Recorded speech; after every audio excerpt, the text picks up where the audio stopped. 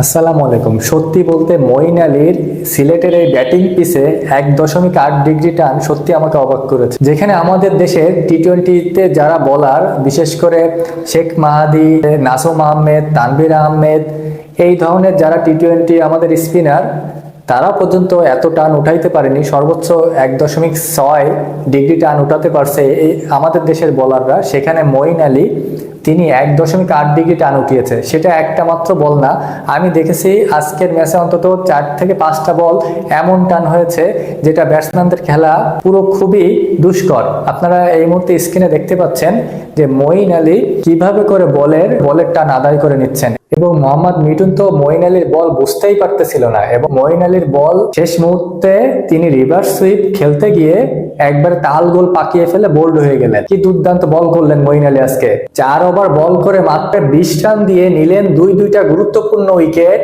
এবং ব্যাট হাতে 8 বলে করলেন 28 রানের বিধ্বংসী ইনিংস, এবং বল হাতে যে 20 রান দিলেন, ইকোনমি মাত্র 5, যেখানে টার্গেট 180, এক মঈন আলীর কাছেই হেরে গিয়েছে ঢাকা ক্যাপিটালস।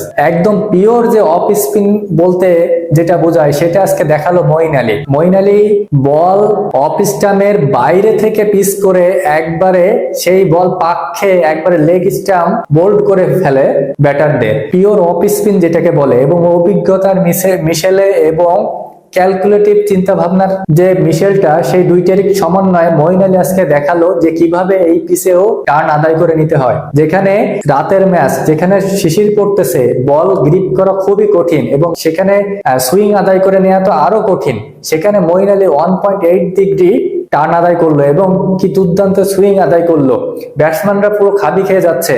অন্যান্য বলাররা, যেখানে নাসুম আহমেদ 4 ওভার 39 রান খেয়ে যায়, যেখানে অন্যান্য বলাররা খানাই পায় না, সেখানে মঈন আলীর বলে খেলতে গেলে ব্যাটসম্যানদের এক প্রকার হাঁটু কাঁপানি শুরু হয়ে গিয়েছিল। মোহাম্মদ মিঠুন তিনি অনেক অভিজ্ঞ কিন্তু একজন ব্যাটসম্যান, তিনি খেলতে গিয়ে অন্তত এরকম কয়েকটা বল মিস করেছেন, এবং শেষ মুহূর্তে তিনি রিভার্স সুইপ করতে গিয়ে একবারে বল ব্যাটের এদিক ওদিক লেগে একবার স্টাম্প লেগে বোল্ড হয়ে গেল। মঈন আলীর আজকের বলের বিশ্লেষণ এত মাধুর্যময়, কি বলবো। মঈন আলী আজকে দেখিয়ে দিয়েছে যে কিভাবে করে এই ব্যাটিং পিচেও টার্ন আদায় করা যায়। মঈন আলীর এই বোলিংকে আপনি কিভাবে দেখছেন অবশ্যই জানাবেন। ভালো লাগলে পাশে থাকবেন। ধন্যবাদ।